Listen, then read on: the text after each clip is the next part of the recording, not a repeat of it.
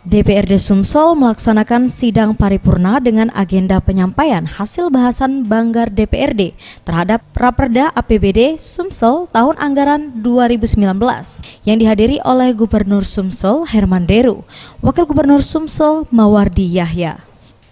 Holda Herman, pelapor Banggar DPRD Sumsel, menyampaikan di tahun 2019 ini pendapatan asli daerah menyentuh angka 9,6 triliun dengan rincian belanja tidak langsung 6,6 triliun, belanja langsung 3,5 triliun, jumlah belanja 9,7 triliun, defisit 52 miliar, penerimaan pembiayaan 52 miliar, dan pengeluaran nihil.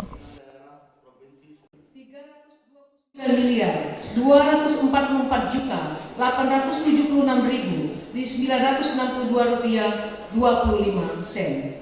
Dana perimbangan 6.238.530.000 Yang lain-lain pendapatan daerah yang sah 96.238.000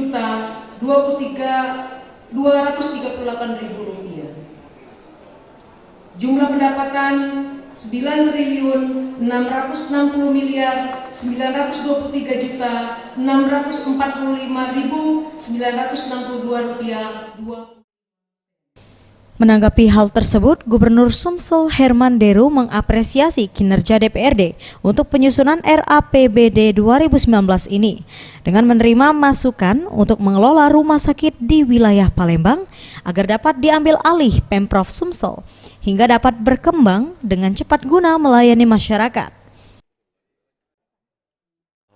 Kita ada pendanaan dari APBN, ada tambahan, jadi tapi tidak masuk dalam APBD, itu posturnya lebih kurang 2 triliun ya.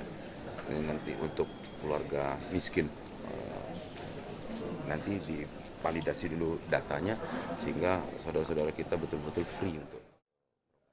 Rapat dilanjutkan dengan pendapat akhir Gubernur Sumsel terhadap RAPBD Sumsel 2019 sebelum disahkan secara langsung. Tim Liputan, Sriwijaya TV.